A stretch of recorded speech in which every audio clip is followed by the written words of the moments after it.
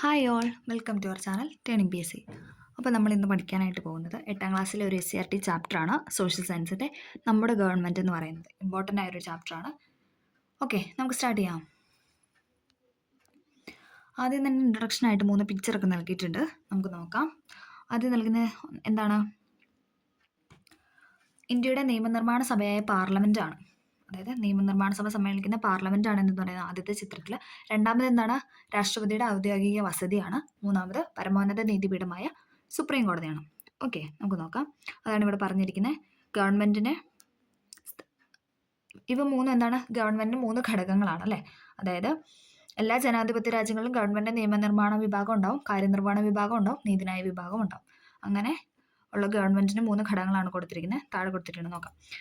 Government നിയമനിർമ്മാണ വിഭാഗം. നിയമനിർമ്മാണ വിഭാഗം എന്ന് പറഞ്ഞാൽ എന്താണ്? നിയമങ്ങൾ നിർമ്മിക്കുന്ന ആൾക്കാരാണെന്ന് പറയാം നിയമനിർമ്മാണ വിഭാഗത്തിൽ പെടുന്നത്. അതേസമയം കാര്യനിർവഹണ വിഭാഗത്തിൽ പെടുന്നവരായിരിക്കാം? നിയമങ്ങൾ നടപ്പിലാക്കുന്നവരാണ് കാര്യനിർവഹണ വിഭാഗത്തിൽ പെടുന്നത്. നീതിന്യായ വിഭാഗമാണ് നിയമങ്ങൾ വ്യാഖ്യാനിക്കുന്നത്. ഓക്കെ, ഇനി അടുത്ത ഇമ്പോർട്ടൻ്റ് ആയ ടോപ്പിക്കാണ് ഇന്ത്യയിലെ ഗവൺമെൻറ്. ഇന്ത്യയിലെ ഗവൺമെൻറ് നമ്മൾ പറഞ്ഞു 3 തരത്തിലുണ്ടല്ലേ. നിയമനിർമ്മാണ വിഭാഗം, കാര്യനിർവഹണ വിഭാഗം, നീതിന്യായ വിഭാഗം. അതിൽ നിയമനിർമ്മാണ വിഭാഗത്തിൽ പെടുന്നതാണ് ആരൊക്കെയെന്ന് പറയുന്നത്? രാഷ്ട്രപതി, ലോകസഭ, രാജ്യസഭ. രാഷ്ട്രപതി, ലോകസഭ, രാജ്യസഭ എന്ന് പറയുന്നത് നിയമനിർമ്മാണ വിഭാഗത്തിൽ പെടുന്നവരാണ്. അടുത്തതാണ് കാര്യനിർവഹണ വിഭാഗം. അവിടെ എന്താണ്? രാഷ്ട്രപതി ഉണ്ടല്ലേ. രാഷ്ട്രപതി, ഉപരാഷ്ട്രപതി, പ്രധാനമന്ത്രി, മന്ത്രിസഭ, ഉദ്യോഗസ്ഥ വൃന്ദം എന്നിവരാണ് കാര്യനിർവഹണ വിഭാഗത്തിൽ പെടുന്നത്. രാഷ്ട്രപതി, ഉപരാഷ്ട്രപതി, പ്രധാനമന്ത്രി, മന്ത്രിസഭ, ഉദ്യോഗസ്ഥ വൃന്ദം എന്നിവർ ചേരുന്നതാണ് എന്തെന്ന് പറയുന്നത്? കാര്യനിർവഹണ വിഭാഗം.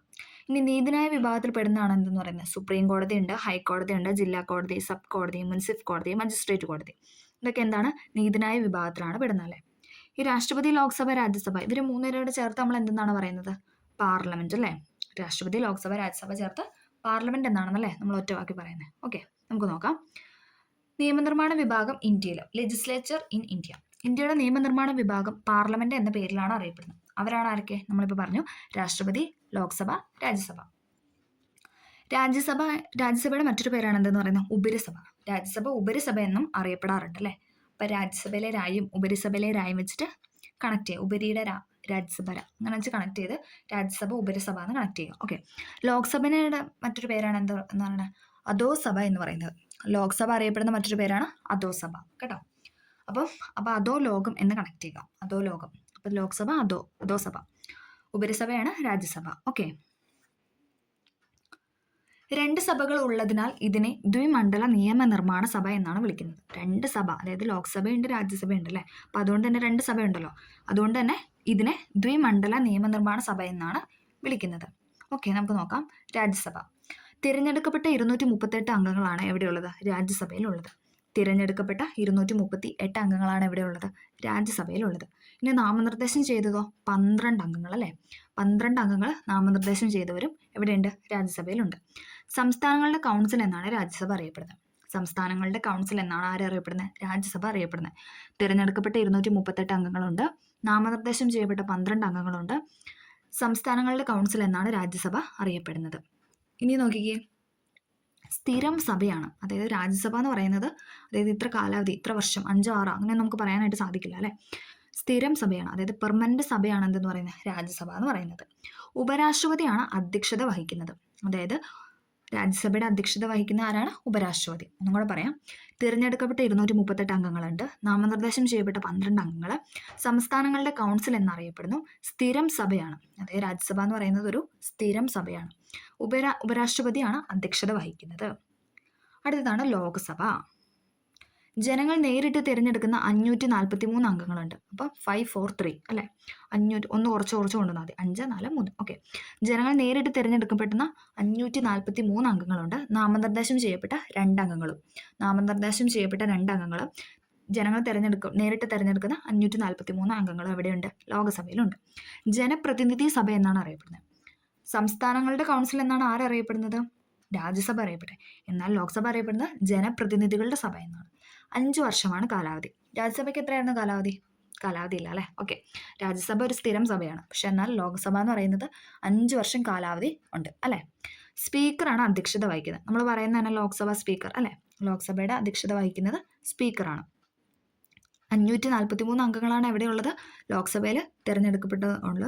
അതേസമയം രാജ്യസഭയിലാണെങ്കിൽ 238, മൊത്തം 250. അതായത് 238 തിരഞ്ഞെടുക്കപ്പെട്ട അംഗങ്ങളും നാമനിർദ്ദേശം ചെയ്യപ്പെട്ട 12 അംഗങ്ങൾ എവിടെയുണ്ട്, രാജ്യസഭയിലുണ്ട്.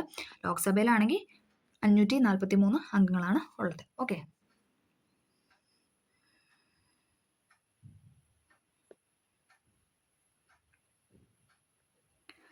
രാഷ്ട്രപതി പാർലമെന്റിന്റെ അംഗമല്ല. രാഷ്ട്രപതി എന്ന് പറയുന്നത് എന്താണ്, പാർലമെന്റിന്റെ ഒരു അംഗമല്ല. എന്നാൽ അദ്ദേഹം പാർലമെന്റിന്റെ അവിഭാജ്യ ഘടകമാണ്. അതായത് ഒഴിച്ചുകൂടാനാവാത്ത ഒരാളാണ് എന്ന് പറയുന്നത് രാഷ്ട്രപതി എന്ന് പറയുന്നത്. പാർലമെന്റ് സമ്മേളനം വിളിക്കുക, സംയുക്ത സമ്മേളനത്തെ അഭിസംബോധന ചെയ്യുക, ബില്ലുകൾക്ക് അംഗീകാരം നൽകുക എന്നീ ചുമതലകൾ നിർവഹിക്കുന്നതിനാലാണ് രാഷ്ട്രപതി ഇന്ത്യൻ പാർലമെന്റിന്റെ ഭാഗമാകുന്നത്. അതായത് രാഷ്ട്രപതി എന്ന് പറയുന്ന പാർലമെന്റിന്റെ ഒരു അംഗമല്ല അല്ലെ. PYQ ആണ്, ഇമ്പോർട്ടൻ്റ് ആണ്. രാഷ്ട്രപതി എന്ന് പറയുന്നത് പാർലമെന്റിന്റെ ഒരു അംഗമല്ല, പക്ഷെ അദ്ദേഹം പാർലമെന്റിന്റെ അവിഭാജ്യ ഘടകമാണ്. പാർലമെന്റ് സമ്മേളനം വിളിക്കുക, സംയുക്ത സമ്മേളനത്തെ അഭിസംബോധന ചെയ്യുക, ബില്ലുകൾക്ക് അംഗീകാരം നൽകുക, ഇതൊക്കെ ആരുടെ ചുമതലകളാണ്, രാഷ്ട്രപതിയുടെ ചുമതലയാണ് അല്ലേ. ഓക്കെ. അടുത്താണ് പാർലമെന്റിന്റെ ചുമതല. നമുക്ക് നോക്കാം. പാർലമെന്റിന്റെ ചുമതലകൾ. നിയമനിർമ്മാണമാണ് എന്തെന്ന് പറയുന്നത് പാർലമെന്റിന്റെ പ്രധാന ചുമതല. അതായത് നിയമം നിർമ്മിക്കുകയാണ് പാർലമെന്റിന്റെ ചുമതല എന്ന് പറയുന്നത്. നിയമനിർമ്മാണത്തിന് പാർലമെന്റിന്റെ 2 സഭകളുടെയും അംഗീകാരം ആവശ്യമാണ്. അതായത് ലോക്സഭയുടെയും രാജ്യസഭയുടെയും അംഗീകാരം എവിടെ വേണം, നിയമം നിർമ്മിക്കാനായിട്ട് പാർലമെന്റിന് വേണം. ലോക്സഭയും രാജ്യസഭയും വെവ്വേറെ സമ്മേളിച്ചാണ് നിയമനിർമ്മാണത്തിൽ പങ്കെടുക്കുന്നത്. അതായത് ലോക്സഭയും രണ്ടും ഒരു ദിവസം അല്ലെങ്കിൽ ഒരു നേരമൊന്നും അല്ല, രണ്ടും വെവ്വേറെ സമ്മേളനമായിട്ട് നിന്നിട്ടാണ് എന്തെന്ന് പറയുന്നത് നിയമനിർമ്മാണത്തിൽ പങ്കെടുക്കുന്നത്. ഓക്കെ. നിയമത്തിന്റെ കരട് രൂപമാണ് ബില്ല്. നമ്മളിപ്പോൾ പറഞ്ഞല്ലേ, രാഷ്ട്രപതിയാണ് ബില്ല് പാസ്സാക്കുന്നത് അല്ലേ. അപ്പം നിയമത്തിന്റെ കരട് രൂപമാണ് എന്തെന്ന് പറയുന്നത് ബില്ല് എന്ന് പറഞ്ഞത്. ഒരു സാധാരണ ബില്ല് പാർലമെന്റിന്റെ ഏത് സഭയിലും അവതരിപ്പിക്കാം. ഇമ്പോർട്ടൻ്റ് ആണ് കേട്ടോ. ഒരു നോർമൽ ആയിട്ടുള്ള ഒരു സാധാരണ ബില്ലെന്ന് പറയുന്നത് നമുക്ക് ഒന്നെങ്കിൽ രാജ്യസഭയിൽ അവതരിപ്പിക്കാം, അല്ലെങ്കിൽ ലോക്സഭയിൽ അവതരിപ്പിക്കാം. ബില്ല് ആദ്യം പരിഗണിക്കുന്ന സഭയാണ് നമ്മൾ 1ാം സഭ എന്ന് പറയുന്നത്. അതായത് ഇപ്പം ലോക്സഭയിലാണ് ആദ്യം അവതരിപ്പിക്കുന്നത്, എന്താണ് 1ാം സഭ എന്നാണ് അറിയപ്പെടുന്നത്. ഇനി ഇൻ കേസ് നമ്മളത് രാജ്യസഭയിലാണ് അവതരിപ്പിക്കുന്നത്, അത് രാജ്യസഭയായിരിക്കും 1ാം സഭ എന്ന് പറയുന്നത്. ബില്ല് ആദ്യം പരിഗണിക്കുന്ന സഭയെ 1ാം സഭയെന്നും രണ്ടാമത് പരിഗണിക്കുന്നവയെ എന്തായിരിക്കും പറയുക, 2ാം സഭ എന്ന് വിളിക്കും. ഓക്കെ. 2 സഭകളിലും ബില്ല് വിവിധ ഘട്ടങ്ങളിലൂടെയാണ് കടന്നു പോകുന്നത്. ഓക്കെ, നമുക്ക് നോക്കാം. ആദ്യം ബില്ല് എന്ന് പറഞ്ഞു കഴിഞ്ഞാൽ കരട് രൂപമാണ് അല്ലേ. ഓക്കെ. 1ാം സഭ, ഇപ്പം ലോക്സഭയോ രാജ്യസഭയോ ഏത് സഭ വേണമെങ്കിലും ആവാം 1ാം സഭ എന്ന് പറയുന്നത്. അവിടെ എന്താണ്, 1ാം വായനയുണ്ട്, 2ാം വായനയുണ്ട്, 3ാം വായനയുണ്ട്. അങ്ങനെ 3 വായനയാണ് 1ാം സഭയിലൂടെ കടന്നു പോകുന്നത്. നമ്മൾ പറഞ്ഞ വിവിധ ഘട്ടങ്ങളിലൂടെ കടന്നു പോവുകയാണ്. അപ്പം 1ാം സഭയിൽ 1ാം വായനയുണ്ട്, 2ാം വായനയുണ്ട്, 3ാം വായനയുണ്ട്. അവിടെ വെച്ചത് അപ്രൂവ് ആയ എന്താണ്, 2ാം സഭയിലോട്ട് കൊടുക്കും. ഇപ്പോൾ ലോക്സഭയിലായിരുന്നെങ്കിൽ 3 വായനയും കംപ്ലീറ്റ് ആയതിനു ശേഷം അത് അപ്രൂവ് ആയിട്ട് നമ്മൾ എങ്ങോട്ട് കൊടുക്കും, 2ാം സഭയിലോട്ട് കൊടുക്കും. അവിടെയും എന്താണ്, ഇതേ പ്രൊസീജിയർ ഉണ്ടല്ലേ. 1ാം സഭ 1ാം വായനയുണ്ട്, 2ാം വായനയുണ്ട്, 3ാം വായനയുണ്ട്. അങ്ങനെ 2 സഭകളിലും എന്താ ഈ 3 വായനയും കംപ്ലീറ്റ് ആയതിനു ശേഷമാണ് എന്തെന്ന് പറയുന്നത് പ്രസിഡന്റ് അംഗീകാരത്തിനായിട്ട് കൊടുക്കുന്നത്. ഓക്കെ, നമുക്ക് നോക്കാം. ഒരു ബില്ല് നിയമമാകുന്നതിന്റെ വിവിധ ഘട്ടങ്ങൾ നമുക്ക് പരിശോധിക്കാം. 1ാം വായന എന്ന് പറഞ്ഞാൽ എന്താണ്, ബില്ല് അവതരിപ്പിക്കുകയാണ് അല്ലേ. നമ്മൾ പറഞ്ഞു 1ാം സഭയിൽ 1ാം വായന എന്ന് പറഞ്ഞാൽ ആ ബില്ല് അവതരിപ്പിച്ചു. ഇനി 2ാം വായന കൊണ്ട് ഉദ്ദേശിക്കുന്നത് എന്താണ്, ബില്ലിൽ ഉൾക്കൊള്ളിച്ചിട്ടുള്ള ഓരോ വകുപ്പും പ്രത്യേകം ചർച്ച ചെയ്ത് പാസ്സാക്കുകയോ മാറ്റം വരുത്തുകയോ നിരാകരിക്കുകയോ ചെയ്യുന്നു. ഇതിനാണ് നമ്മൾ എന്തെന്ന് പറയുന്നത് 2ാം വായന എന്ന് പറയുന്നത്. ഓക്കെ. 2ാം വായന എന്ന് പറഞ്ഞാൽ എന്തായിരുന്നു, ബില്ലിൽ ഉൾക്കൊള്ളിച്ചിട്ടുള്ള, അതായത് ബില്ല് അവതരിപ്പിച്ചു 1ാം വായനയിൽ, ഇനി അതിനകത്ത് പറഞ്ഞിട്ടുള്ള ഓരോ വകുപ്പും എന്താണ് പ്രത്യേകം ചർച്ച ചെയ്ത് അത് പാസ്സാക്കണം. എന്നിട്ട് അതിനകത്ത് എന്തെങ്കിലും എററോ കാര്യങ്ങളോ ഒക്കെ ഉണ്ടെങ്കിൽ അതൊക്കെ മാറ്റം വരുത്തി, അല്ലെങ്കിൽ അത് വേണ്ടാന്ന് വെച്ചു അവിടെ വെച്ച് തീരാം. ഇനി മാറ്റം വരുത്തി നെക്സ്റ്റ് ഇതിലോട്ട് പോകുന്നതാണ് എന്തെന്ന് പറയുന്നത് 3ാം വായന എന്ന് പറയുന്നത്. 3ാം വായന എന്താണ്, ബില്ല് മൊത്തമായി പാസ്സാക്കുകയോ നിരാകരിക്കുകയോ ചെയ്യുന്നതിനാണ് 3ാം വായന എന്ന് പറയുന്നത്. ഒന്നെങ്കിൽ ആ ബില്ല് മൊത്തമായിട്ട് നമ്മൾ പാസ്സാക്കും, എന്തിനാ 2ാം സഭയിലേക്ക് പോകാൻ വേണ്ടിയിട്ട്, അല്ലെങ്കിൽ എന്താണ് അത് നിരാകരിക്കും. ഓക്കെ. അങ്ങനെ 3 വായന 1ാം സഭയിൽ കംപ്ലീറ്റ് ആയി. ഇനി ഇതേ പ്രൊസീജിയർ തന്നെയാണ് എന്തെന്ന് പറയുന്നത് 2ാം സഭയിൽ നടക്കുന്നത് അല്ലേ. 1ാം സഭ പാസ്സാക്കി കഴിഞ്ഞാൽ സഭാധ്യക്ഷന്റെ സാക്ഷ്യപത്രത്തോടെ ബില്ല് 2ാം സഭയുടെ പരിഗണനയ്ക്ക് അയക്കുന്നു. 1ാം സഭ പാസ്സാക്കി കഴിഞ്ഞാൽ എന്താണ്, ബില്ല് സഭാധ്യക്ഷത്തിന്റെ സാക്ഷ്യപത്രത്തോടു കൂടി 2ാം സഭയുടെ പരിഗണനയ്ക്കായിട്ട് അയക്കുന്നു. 2ാം സഭയിലും മുകളിൽ പറഞ്ഞ 3 ഘട്ടങ്ങളുണ്ട്. അതായത് ഒന്നാം വായനയുണ്ട്, 2ാം വായനയുണ്ട്, 3ാം വായനയുണ്ട്. ഓക്കെ. ബില്ല് 2 സഭകളും പാസ്സാക്കി കഴിഞ്ഞാൽ രാഷ്ട്രപതിയുടെ അംഗീകാരത്തിനായി സമർപ്പിക്കുന്നു. ഇനി 2 സഭ അത് പാസ്സാക്കി, അവർക്ക് 2 സഭകൾക്കും ലോക്സഭയ്ക്കും രാജ്യസഭയ്ക്കും ഓക്കെ ആയി, ദെൻ എന്താണ് രാഷ്ട്രപതിയുടെ അംഗീകാരത്തിനായിട്ട് സമർപ്പിക്കുന്നു. രാഷ്ട്രപതി ഒപ്പുവെക്കുന്നതോടുകൂടി ബില്ല് എന്തായി, നിയമമായിട്ട് മാറി. അത് പിന്നീട് എന്തായാലും ലോ ആയി മാറി അല്ലേ. രാഷ്ട്രപതി ഒപ്പ് വെച്ചാൽ എന്താണ് ആ ബില്ലെന്ന് പറയുന്നത് നിയമമായി. ഓക്കെ, ഇതാണ് ബില്ലിൻ്റെ സ്ട്രക്ചർ എന്ന് പറയുന്നത്. ഓക്കെ, അടുത്ത് നമ്മൾ നോക്കാൻ പോകുന്നത് പാർലമെൻറ്റ് സമ്മേളനങ്ങളാണ്. പാർലമെൻറ്റിൻ്റെ 2 സമ്മേളനങ്ങളുടെ ഇടയിൽ 6 മാസത്തിൽ കൂടുതൽ ഇടവേള ഉണ്ടാവരുത് എന്നാണ് ഭരണഘടന അനുശാസിക്കുന്നത്. ഇമ്പോർട്ടൻ്റ് ആണ്, PYQ ആണ്. പാർലമെൻറ്റിൻ്റെ 2 സമ്മേളനങ്ങൾക്കിടയിൽ എന്താണ് 6 മാസത്തിൽ കൂടുതൽ ഗ്യാപ്പ് ഉണ്ടാവാൻ പാടില്ല. ഓക്കെ, എല്ലാ വർഷവും ഇന്ത്യൻ പാർലമെൻറ്റ് 3 തവണ വരെ സമ്മേളിക്കാറുണ്ട്. എല്ലാ വർഷവും എന്താണ് ഇന്ത്യൻ പാർലമെൻറ്റ് 3 സമ്മേളനം വരെ നടത്താറുണ്ട്. അതെന്ന് പറയാൻ നമുക്ക് എളുപ്പമാണ് പഠിക്കാൻ. വർഷകാല സമ്മേളനം, ശീതകാല സമ്മേളനം, വേനൽക്കാല സമ്മേളനം. 3 സീസൺ ഓർത്താൽ മതി അല്ലേ. വർഷകാല സമ്മേളനം, ശീതകാല സമ്മേളനം, വേനൽക്കാല സമ്മേളനം എന്നീ 3 സമ്മേളനങ്ങൾക്കാണ് ഇന്ത്യ എല്ലാ വർഷവും നടത്താറുള്ളത്. ഓക്കെ, രാജ്യസഭ ചില സാഹചര്യങ്ങളിൽ എന്താണ് 4 സമ്മേളനങ്ങൾ വരെ ചേരാറുണ്ട്. 4 സമ്മേളനങ്ങൾ വരെ എന്താണ് രാജ്യസഭയിൽ ഉണ്ടാവാറുണ്ട്. ഓക്കെ, അടുത്തതാണ് ചോദ്യോത്തരവേള. പാർലമെന്റിലെ ഒരു ദിവസത്തെ നടപടിക്രമങ്ങൾ ആരംഭിക്കുന്നത് തന്നെ എന്താണ് ചോദ്യോത്തരവേളയിലൂടെയാണ്. അതും PYQ ആണ്, ഇമ്പോർട്ടൻ്റ് ആണ്. ചോദ്യോത്തരവേള എന്ന് പറയുന്നത് പാർലമെന്റിന്റെ ഒരു ദിവസത്തെ നടപടിക്രമങ്ങൾ ആരംഭിക്കുന്നത് ചോദ്യോത്തരവേളയിലൂടെയാണ്. എല്ലാ ദിവസവും 11 മണിക്ക് സമ്മേളനം ആരംഭിക്കും. അതായത് 11 മണിക്കാണ് ഈ സമ്മേളനം സ്റ്റാർട്ട് ചെയ്യുന്നത്. അപ്പോൾ 11 മണി തൊട്ടാണ് ഏകദേശം എന്തെന്ന് പറയുന്നത് ഈ ചോദ്യോത്തരവേള എന്ന് പറയുന്നത്. ആദ്യത്തെ നടപടിക്രമമാണല്ലോ. ഓക്കെ, തുടർന്നുള്ള 1 മണിക്കൂർ ഭരണപരമായ ഏത് വിഷയത്തിലും അംഗങ്ങൾക്ക് ചോദ്യം ഉന്നയിക്കാം. അതായത് ഭരണപരമായ ഏത് വിഷയത്തിൽ എന്താണ് ഓരോ അംഗത്തിനും ചോദ്യങ്ങൾ ഉന്നയിക്കാം. ചോദ്യങ്ങൾക്ക് അതാത് വകുപ്പ് ഏത് ചോദ്യമാണോ ഉന്നയിക്കുന്നത് അതുമായി ബന്ധപ്പെട്ട വകുപ്പുകളിലുള്ള കൈകാര്യം ചെയ്യുന്ന മന്ത്രിമാരായിരിക്കും എന്തെന്ന് പറയുന്നത് അതിനുള്ള മറുപടി നൽകേണ്ടത്. ഓക്കെ, സംസ്ഥാന നിയമസഭകൾ സമ്മേളിക്കുന്ന സമയക്രമം ഇതിൽ നിന്ന് വ്യത്യസ്തമാണ്. അതായത് ഇതിപ്പോൾ നമ്മൾ പറഞ്ഞ പാർലമെന്റിന്റെ സമയക്രമമാണ്, പക്ഷെ അത് വെച്ച് നോക്കുമ്പോൾ സംസ്ഥാനങ്ങളുടെ നമ്മുടെ നിയമസഭയിലെ സമ്മേളനം വ്യത്യസ്തമാണ്. ഓക്കെ, അടുത്ത് 2 സഭകൾക്കുമിടയിൽ ബില്ലിനെ സംബന്ധിച്ച് അഭിപ്രായ വ്യത്യാസം ഉണ്ടായാൽ ഒരു സംയുക്ത സമ്മേളനം വിളിക്കുകയും തീരുമാനമെടുക്കുകയും ചെയ്യുന്നു. അതായത് നമ്മൾ പറഞ്ഞല്ലേ ബില്ലിനെ സംബന്ധിച്ച് എന്തെങ്കിലുമൊക്കെ അഭിപ്രായ വ്യത്യാസമൊക്കെ ഉണ്ടായി കഴിഞ്ഞാൽ എന്താണ് സംയുക്ത സമ്മേളനം വിളിച്ചു ചേർക്കും. സമ്മേളനം വിളിച്ചു ചേർക്കുന്ന ആരാണ്? സംയുക്ത സമ്മേളനത്തെ അഭിസംബോധന ചെയ്യുന്ന ആരാണ് നമ്മൾ പഠിച്ചല്ലേ? രാഷ്ട്രപതി ആയിരുന്നു അല്ലേ. പാർലമെന്റിന്റെ സംയുക്ത സമ്മേളനം വിളിച്ചു ചേർക്കുന്നതും രാഷ്ട്രപതിയാണ്. ലോക്സഭാ സ്പീക്കറുടെ അധ്യക്ഷതയിലായിരിക്കും സംയുക്ത സമ്മേളനം ചേരുക. ഓക്കെ, 2 സഭകൾക്കുമിടയിൽ ബില്ലിനെ സംബന്ധിച്ച് അഭിപ്രായ വ്യത്യാസം ഉണ്ടായാൽ ഒരു സംയുക്ത സമ്മേളനം വിളിക്കുകയും തീരുമാനം എടുക്കുകയും ചെയ്യുന്നു. പാർലമെന്റിന്റെ സംയുക്ത സമ്മേളനം വിളിച്ചു ചേർക്കുന്ന ആരാണ്? രാഷ്ട്രപതി. ലോക്സഭാ സ്പീക്കറുടെ അധ്യക്ഷതയിലായിരിക്കും സംയുക്ത സമ്മേളനം ചേരുക. ഓക്കെ, അടുത്തതാണ് ധനബില്ല് അഥവാ മണി ബില്ല്. അതിന് മുന്നേ നമുക്ക് ശൂന്യവേള എന്താണെന്ന് കൂടെ നോക്കാം. ഓക്കെ, 12 മണിക്ക് ചോദ്യോത്തരവേള അവസാനിക്കും. നമ്മൾ പറഞ്ഞു 11 മണിയാകുമ്പോൾ സ്റ്റാർട്ട് ചെയ്യുമ്പോൾ എന്താണ് ചോദ്യോത്തരവേള അല്ലേ. അതായത് ഏകദേശം 1 അവർ 1 മണിക്കൂർ ആകുമ്പോഴത്തേക്കും അത് തീരും. അപ്പോൾ ഏകദേശം 12 മണി അല്ലേ. 12 മണിക്ക് ചോദ്യോത്തരവേള അവസാനിക്കും. ചോദ്യോത്തരവേളയ്ക്ക് ശേഷം മുൻകൂട്ടി നിശ്ചയിച്ചിട്ടുള്ള അജണ്ടയിലേക്ക് പ്രവേശിക്കുന്നതിന് മുമ്പുള്ള ചെറിയ സമയം ആണ് ശൂന്യവേള എന്നറിയപ്പെടുന്നത്. അതായത് നെക്സ്റ്റ് ഘട്ടത്തിലോട്ട് പോകുന്നതിന് മുമ്പ് ചെറിയൊരു ഗ്യാപ്പ് ഉണ്ട്, അല്ലെങ്കിൽ ഒരു ഇൻ്റർവെൽ ഉണ്ടെന്നൊക്കെ പറയാം. അപ്പോൾ അതിനാണ് എന്തെന്ന് പറയുന്നത് ശൂന്യവേള എന്ന് പറയുന്നത്.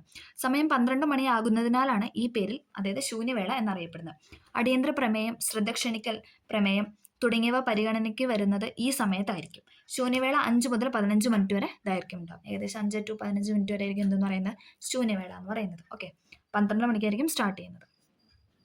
അടുത്തതാണ് ധനബില്ല്, ഇമ്പോർട്ടൻ്റ് ആണ്. ഓക്കെ, സാധാരണ നിയമനിർമ്മാണത്തിന് സ്വീകരിച്ചിട്ടുള്ള നടപടിക്രമം അല്ല ധനബില്ലിനുള്ളത്. നമ്മൾ പറഞ്ഞു നോർമലായിട്ട് ബില്ലൊക്കെ നമുക്ക് ഏത് സഭ വേണമെങ്കിലും അവതരിപ്പിക്കാൻ നമ്മൾ പറഞ്ഞല്ലേ.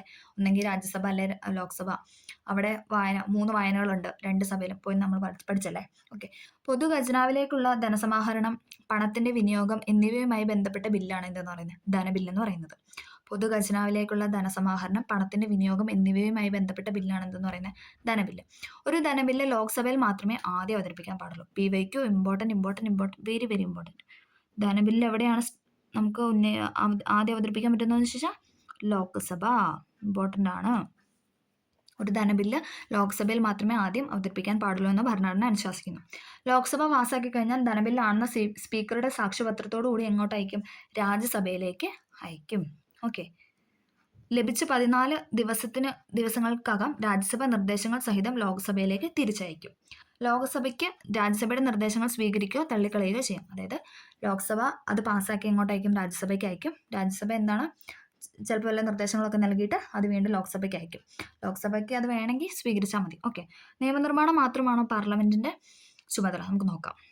അതാണ് പാർലമെന്റിന്റെ ചുമതലകൾ എന്ന് പറയുന്നത്. ഓക്കെ, ഇപ്പോൾ നമ്മൾ പഠിച്ചു മണി ബില്ല് എവിടെ മാത്രം അവതരിപ്പിക്കാൻ പറ്റുമോ? ലോക്സഭയിൽ. സാധാരണ ബില്ലാണെങ്കിൽ നമുക്ക് ലോക്സഭയിലോ രാജ്യസഭയിലോ സ്റ്റാർട്ട് ചെയ്യാം. ഓക്കെ, അടുത്താണ് പാർലമെന്റിന്റെ ചുമതലകൾ.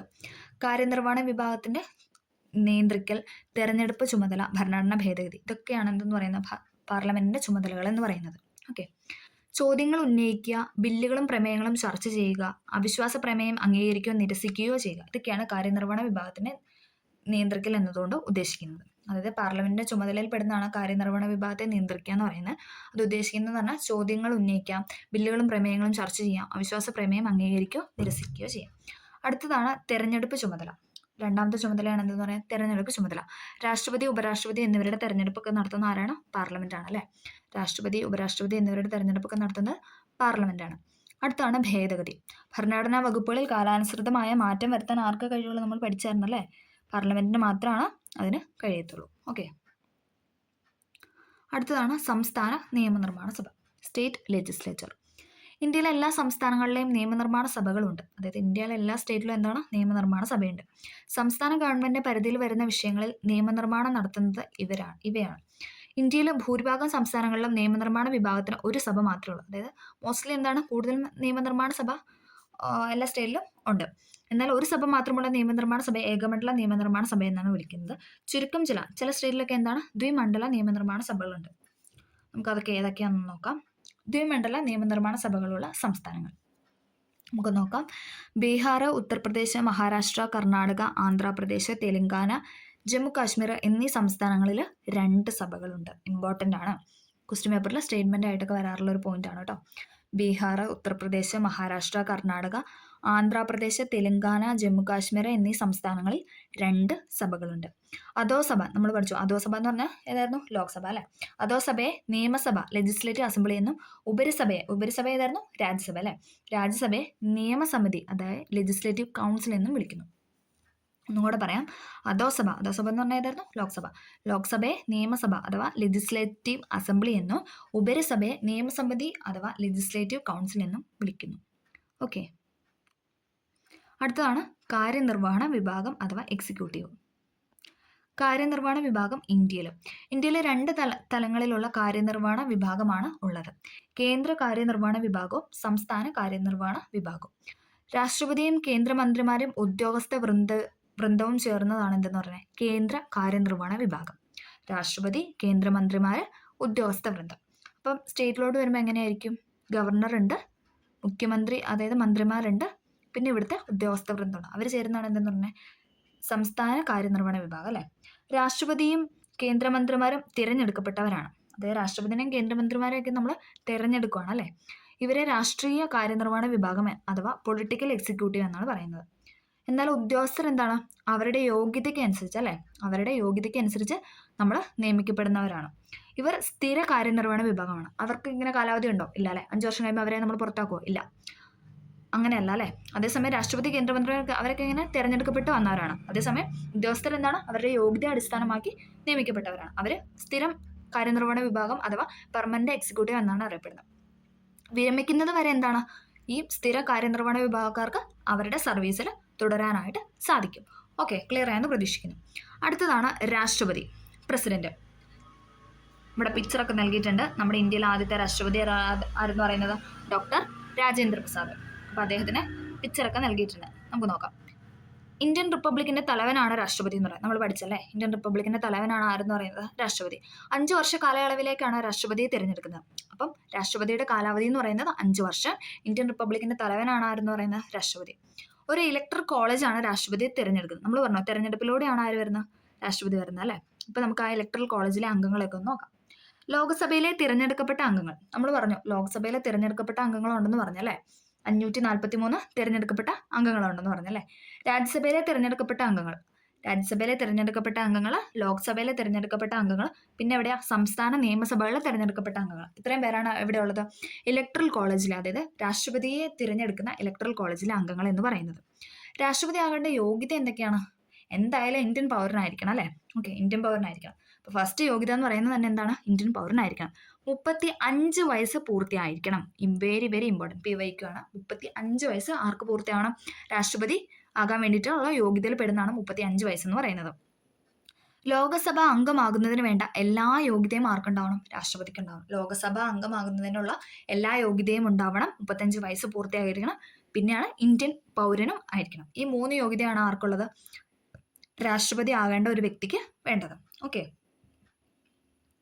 കേന്ദ്ര ഗവൺമെന്റിന്റെ എല്ലാ കാര്യനിർവഹണ അധികാരങ്ങളും രാഷ്ട്രപതിയിൽ നിക്ഷിപ്തമാണ്. മന്ത്രിസഭയുടെ ഉപദേശം അനുസരിച്ചാണ് അദ്ദേഹം ഓരോ ചുമതലകളും നിർവഹിക്കുന്നത്. അതായത് കേന്ദ്ര ഗവൺമെന്റിന്റെ എല്ലാ കാര്യനിർവഹണ അധികാരങ്ങളും ആരാണ്? രാഷ്ട്രപതിയിലാണ് നിക്ഷിപ്തമായിരിക്കുന്നത്. മന്ത്രിസഭയുടെ ഉപദേശം അനുസരിച്ചാണ് അദ്ദേഹം ഓരോ കാര്യങ്ങളും നിർവഹിക്കുന്നത്. ഇനി രാഷ്ട്രപതിയുടെ ചുമതലയൊക്കെ നമുക്ക് ജസ്റ്റ് ഒന്ന് നോക്കാം. പ്രധാനമന്ത്രിയെയും മന്ത്രിമാരെയും നിയമിക്കുന്നു. അദ്ദേഹത്തിന്റെ ഇമ്പോർട്ടൻ്റ് ആയ ഒരു ചുമതലയാണ് എന്തെന്ന് പറയുന്നത്? പ്രധാനമന്ത്രിയെയും മന്ത്രിമാരെയും ആരാണ് നിയമിക്കുന്നത്? രാഷ്ട്രപതി. സുപ്രീം കോടതിയിലെയും ഹൈക്കോടതികളിലെയും ചീഫ് ജസ്റ്റിസിനെയും ജഡ്ജിമാരെ നിയമിക്കുന്നു. എടുത്ത് പറയേണ്ട ഒരു പോയിന്റാണ് സുപ്രീം കോടതി ഹൈക്കോടതി മാത്രമേ ഉള്ളൂ കേട്ടോ. സുപ്രീം കോടതിയിലെയും ഹൈക്കോടതികളിലെയും ചീഫ് ജസ്റ്റിസിനെയും മറ്റ് ജഡ്ജിമാരും ഉണ്ടെന്ന് ഓർക്കണം. ജഡ്ജിമാരെ ആരാണ് നിയമിക്കുന്നത്? രാഷ്ട്രപതിയാണ് നിയമിക്കുന്നത്. സർവ്വ സൈന്യാധിപനായിട്ടാണ് പ്രവർത്തിക്കുന്നത്. ഇന്ത്യയുടെ സർവ്വ സൈന്യാധിപനാണ് ആരെന്ന് പറയുന്നത്? രാഷ്ട്രപതി എന്ന് പറയുന്നത്. സർവ്വ സൈന്യാധിപനായി പ്രവർത്തിക്കുന്നു. രാജ്യസഭയിലേക്ക് 12 അംഗങ്ങളെയും ലോക്സഭയിലേക്ക് 2 അംഗങ്ങളെയും നാമനിർദ്ദേശം ചെയ്യുന്നു. നമ്മൾ പഠിച്ചായിരുന്നല്ലേ? നാമനിർദ്ദേശം ചെയ്യപ്പെട്ട രാജ്യസഭയിലാണ് 12 പേരും ലോക്സഭയിലാണ് 2 പേരും നമ്മൾ പഠിച്ചു അല്ലേ? അപ്പോൾ രാജ്യസഭയിലേക്ക് 12 അംഗങ്ങളെയും ലോക്സഭയിലേക്ക് 2 അംഗങ്ങളെയും നാമനിർദ്ദേശം ചെയ്യുന്ന ആരാണ്? രാഷ്ട്രപതിയാണ്. പാർലമെന്റ് പാസ്സാക്കിയ ബില്ലുകൾക്ക് അംഗീകാരം നൽകുന്നു. അത് നമ്മൾ പഠിച്ചല്ലേ? പാർലമെന്റ് പാസ്സാക്കിയ ബില്ലുകൾക്ക് അംഗീകാരം നൽകുന്ന ആരാണ്? രാഷ്ട്രപതിയാണ്. ആവശ്യമായി വന്നാൽ രാജ്യത്ത് അടിയന്തരാവസ്ഥ പ്രഖ്യാപിക്കാനും ആർക്ക് കഴിയും? രാഷ്ട്രപതിക്ക് സാധിക്കും. ദയാഹർജിയിൽ തീർപ്പ് കൽപ്പിക്കാം. അപ്പോൾ ഒന്നും കൂടെ നമുക്ക് പറയാം. പ്രധാനമന്ത്രിയെയും മന്ത്രിമാരെയും നിയമിക്കുന്നു. സുപ്രീം കോടതിയിലെയും ഹൈക്കോടതികളിലെയും ചീഫ് ജസ്റ്റിസിനെയും മറ്റു ജഡ്ജിമാരെയും നിയമിക്കുന്നു. സർവ്വ സൈന്യാധിപനായി പ്രവർത്തിക്കുന്നു. രാജ്യസഭയിലേക്ക് 12 അംഗങ്ങളെയും ലോക്സഭയിലേക്ക് 2 അംഗങ്ങളെയും നാമനിർദ്ദേശം ചെയ്യുന്നു. പാർലമെന്റ് പാസ്സാക്കിയ ബില്ലുകൾക്ക് അംഗീകാരം നൽകുന്നു. ആവശ്യമായി വന്നാൽ രാജ്യത്ത് അടിയന്തരാവസ്ഥ പ്രഖ്യാപിക്കുന്നു. ദയാഹർജിയിൽ തീർപ്പ് കൽപ്പിക്കുന്നു. ഓക്കെ, മനസ്സിലായെന്ന് പ്രതീക്ഷിക്കുന്നു. അടുത്തതാണ് വൈസ് പ്രസിഡന്റ് അഥവാ ഉപരാഷ്ട്രപതി. ഇന്ത്യയുടെ ആദ്യത്തെ വൈസ് പ്രസിഡന്റ് ആരായിരുന്നു? ഡോക്ടർ എസ് രാധാകൃഷ്ണൻ അല്ലേ? ഇന്ത്യയുടെ ആദ്യത്തെ ഉപരാഷ്ട്രപതിയാണ് ആരെന്ന് പറയുന്നത്? Doctor S Radhakrishnan. ഇന്ത്യയിലെ രാഷ്ട്രപതിയെ കൂടാതെ ഉപരാഷ്ട്രപതിയും ഉണ്ട്. ഉപരാഷ്ട്രപതിയെ തിരഞ്ഞെടുക്കുന്നതും ഒരു ഇലക്ടറൽ കോളേജാണ്. രാജ്യസഭയിലെയും ലോക്സഭയിലെയും അംഗങ്ങൾ ഈ ഇലക്ടറൽ കോളേജിൽ അംഗങ്ങളായിരിക്കും. 5 വർഷക്കാലത്തേക്കാണ് ആരെയും തിരഞ്ഞെടുക്കുന്നത്? ഉപരാഷ്ട്രപതിയും തിരഞ്ഞെടുക്കുന്നത്. 5 വർഷ കാലയളവാണ് ഉപരാഷ്ട്രപതിക്കും ഉള്ളത്. ഇനി നമുക്ക് ഉപരാഷ്ട്രപതിയുടെ ചുമതലയൊക്കെ നോക്കാം. രാഷ്ട്രപതിയുടെ അഭാവത്തിൽ അദ്ദേഹത്തിന്റെ ചുമതല നിർവഹിക്കുന്നു. അതായത് രാഷ്ട്രപതി ഇല്ലാതിരിക്കുന്ന സാഹചര്യത്തിൽ എന്താണ്? രാഷ്ട്രപതിയുടെ ചുമതല വഹിക്കുന്ന ആരാണ്? ഉപരാഷ്ട്രപതിയാണ് അല്ലേ? രാജ്യസഭയുടെ സമ്മേളനത്തിൽ അധ്യക്ഷത വഹിക്കുന്നു. നമ്മൾ പഠിച്ചല്ലേ? രാജ്യസഭാ സമ്മേളനത്തിൽ അധ്യക്ഷത വഹിക്കുന്നത് ഉപരാഷ്ട്രപതിയാണ്. ഓക്കെ. അടുത്താണ് കേന്ദ്ര മന്ത്രിസഭ, യൂണിയൻ കൗൺസിൽ ഓഫ് മിനിസ്റ്റേഴ്സ്. പ്രധാനമന്ത്രിയുടെ നേതൃത്വത്തിലാണ് കേന്ദ്ര മന്ത്രിസഭ പ്രവർത്തിക്കുന്നത്. നമുക്കറിയാം അല്ലേ? പ്രധാനമന്ത്രിയാണ് തലവൻ. പ്രധാനമന്ത്രിയുടെ നേതൃത്വത്തിലാണ് കേന്ദ്ര മന്ത്രിസഭ പ്രവർത്തിക്കുന്നത്. രാഷ്ട്രപതിയിൽ നിക്ഷിപ്തമായിട്ടുള്ള എല്ലാ ചുമതലകളും യഥാർത്ഥമായി വിനിയോഗിക്കുന്ന ആരാണ്? മന്ത്രിസഭയാണ്. നമുക്ക് നോക്കാം. പ്രധാനമന്ത്രി തലവൻ, അതിന് താഴെ ക്യാബിനറ്റ് മന്ത്രിമാരുണ്ട്, പിന്നെ സഹമന്ത്രിയുണ്ട്, പിന്നെ ഉപമന്ത്രിയുണ്ട്. ഓക്കെ.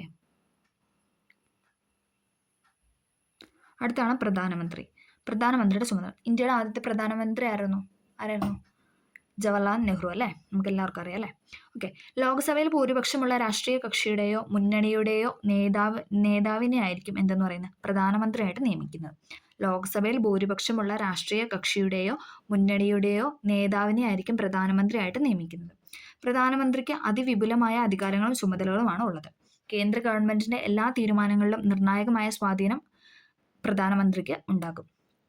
കേന്ദ്ര ഗവൺമെന്റിന്റെ എല്ലാ തീരുമാനങ്ങളും നിർണായകമായ സ്വാധീനം ആർക്കുണ്ട്? പ്രധാനമന്ത്രിക്ക് ഉണ്ട്. പ്രധാനമന്ത്രിയുടെ മുഖ്യ ചുമതല നമുക്ക് നോക്കാം. ലോക്സഭയുടെ നേതാവായിട്ട് പ്രവർത്തിക്കുന്ന ആരാണ്? പ്രധാനമന്ത്രി. ക്യാബിനറ്റ് മീറ്റിങ്ങുകളിൽ അധ്യക്ഷത വഹിക്കുന്നു. അധ്യക്ഷം വഹിക്കുന്നത് ആരാണ്? പ്രൈം മിനിസ്റ്റർ ആണ് അല്ലേ? മന്ത്രിസഭയുടെ പ്രവർത്തനം ഏകോപിപ്പിക്കുന്നു. മന്ത്രിസഭാ തീരുമാനങ്ങൾ രാഷ്ട്രപതിയെ അറിയിക്കുന്നു. ഇതൊക്കെ ചെയ്യുന്ന ആരാണ്? പ്രധാനമന്ത്രിയാണ്. ലോക്സഭയുടെ നേതാവായിട്ട് പ്രവർത്തിക്കുന്നു. ക്യാബിനറ്റ് മീറ്റിങ്ങുകളിൽ അധ്യക്ഷത വഹിക്കുന്നു. മന്ത്രിസഭയുടെ പ്രവർത്തനം ഏകോപിപ്പിക്കുന്നു. മന്ത്രിസഭാ തീരുമാനങ്ങൾ രാഷ്ട്രപതിയെ അറിയിക്കുന്നു. അടുത്താണ് സംസ്ഥാന കാര്യനിർവഹണ വിഭാഗം അഥവാ സ്റ്റേറ്റ് എക്സിക്യൂട്ടീവ്. സംസ്ഥാന തല കാര്യനിർവഹണ വിഭാഗത്തിന്റെ തലവൻ ആരായിരിക്കും? കേന്ദ്രത്തിലെ രാഷ്ട്രപതിയാണെങ്കിൽ സംസ്ഥാനത്തിൽ ആരായിരിക്കും? ഗവർണർ ആയിരിക്കും അല്ലേ? സംസ്ഥാനതല കാര്യനിർവഹണ വിഭാഗത്തിന്റെ തലവനാണ് ഗവർണർ. മുഖ്യമന്ത്രി തലവനായ മന്ത്രിസഭ സംസ്ഥാനങ്ങളിൽ യഥാർത്ഥ കാര്യനിർവഹണ വിഭാഗമായി പ്രവർത്തിക്കുന്നു. അടുത്തതാണ് നീതിന്യായ വിഭാഗം അഥവാ ജുഡീഷ്യറി.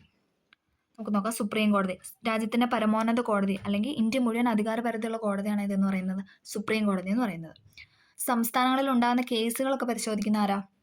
സ്റ്റേറ്റിലോട്ട് വരുമ്പം സ്റ്റേറ്റിലുണ്ടാകുന്ന കേസൊക്കെ പരിശോധിക്കുന്നത് ഹൈക്കോടതിയാണ് അല്ലേ. ഓക്കെ, ജില്ലകളിൽ ഉണ്ടാകുന്ന കേസുകൾ പരിശോധിക്കുന്ന ആരാണ്? ജില്ലാ കോടതി. ഇനി മുൻസിഫ് കോടതിയും സബ് കോടതിയും മജിസ്ട്രേറ്റ് കോടതിയൊക്കെ എന്താണ്? താലൂക്ക് തലത്തിലുള്ള കേസാണ് പരിശോധിക്കുന്നത്. രാജ്യത്തെ വ്യക്തികൾ തമ്മിലും വ്യക്തിയും ഗവൺമെൻറ്റും തമ്മിലും കേന്ദ്ര സംസ്ഥാന ഗവൺമെൻറ്റുകൾ തമ്മിലും സംസ്ഥാനങ്ങൾ തമ്മിലും, ഒന്നും കൂടെ പറയാം, രാജ്യത്ത് വ്യക്തികൾ തമ്മിലും പിന്നെ വ്യക്തിയും ഗവൺമെൻറ്റും തമ്മിലും പിന്നെ കേന്ദ്ര സംസ്ഥാനം, അതായത് കേന്ദ്ര ഗവൺമെൻറ്റും സംസ്ഥാന ഗവൺമെൻറ്റും തമ്മിലും സംസ്ഥാനങ്ങൾ ഓരോ സ്റ്റേറ്റ് തമ്മിലും എന്താണ് ഓരോ പലതരത്തിലുള്ള വിഷയങ്ങളിലും തർക്കങ്ങൾ ഉണ്ടാകാൻ സാധ്യതയുണ്ട് അല്ലേ. തർക്കങ്ങൾക്ക് തീർപ്പ് കൽപ്പിക്കുന്ന വിഭാഗമാണ് നീതിന്യായ വിഭാഗം അഥവാ ജുഡീഷ്യറി എന്ന് പറയുന്നത്. കുറ്റവാളികൾക്ക് ശിക്ഷ നൽകിയും നിരപരാധികളെ സംരക്ഷിച്ചും കോടതികൾ നീതി നടപ്പിലാക്കുന്നു. നിയമനിർമ്മാണ വിഭാഗം പാസാക്കുന്ന നിയമങ്ങൾ വ്യാഖ്യാനിക്കുന്നത് നീതിന്യായ വിഭാഗത്തിന്റെ ഭാഗമാണ്.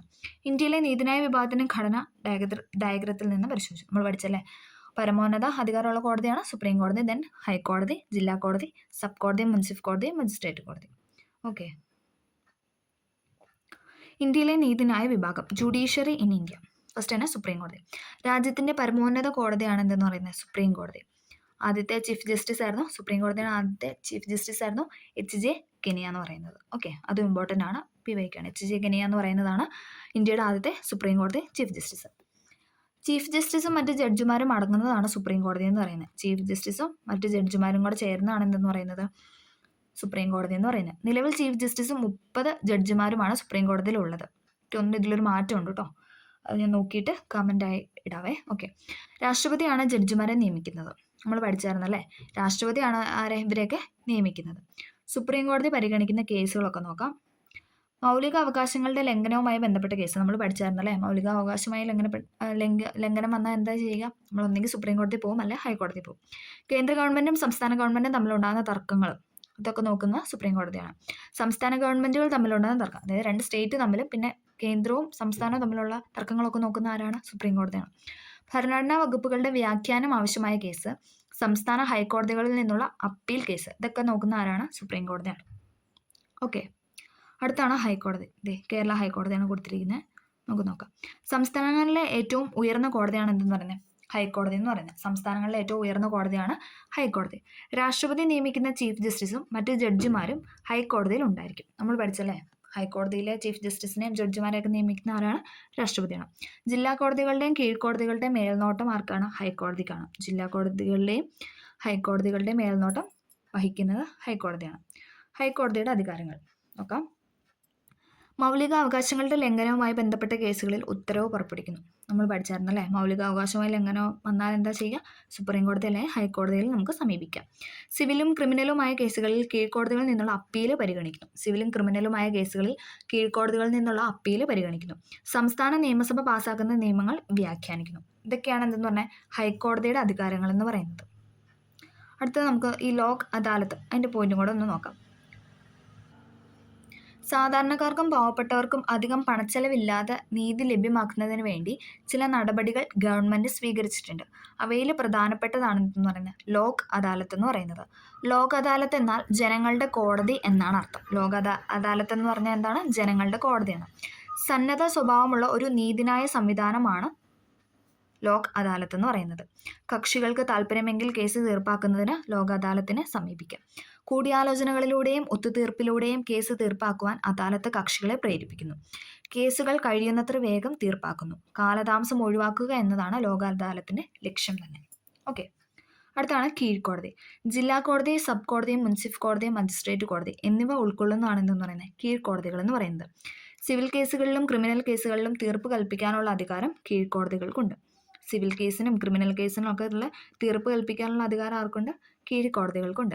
ഗവൺമെൻറ്റിൻ്റെ 3 ഘടകങ്ങളെക്കുറിച്ച് നമ്മൾ പഠിച്ചു. ഇവ 3 ഘടകങ്ങളും യോജിപ്പിച്ച് സഹകരിച്ചും പരസ്പരം ബഹുമാനത്തോടെയും ഭരണഘടനാനുസൃതമായി പ്രവർത്തിക്കുന്നു എങ്കിൽ മാത്രമേ ഗവൺമെൻറ്റിൻ്റെ പ്രവർത്തനം ഫലപ്രദമാകും. നമ്മളോട് പറഞ്ഞൊരു കാര്യമാണല്ലേ.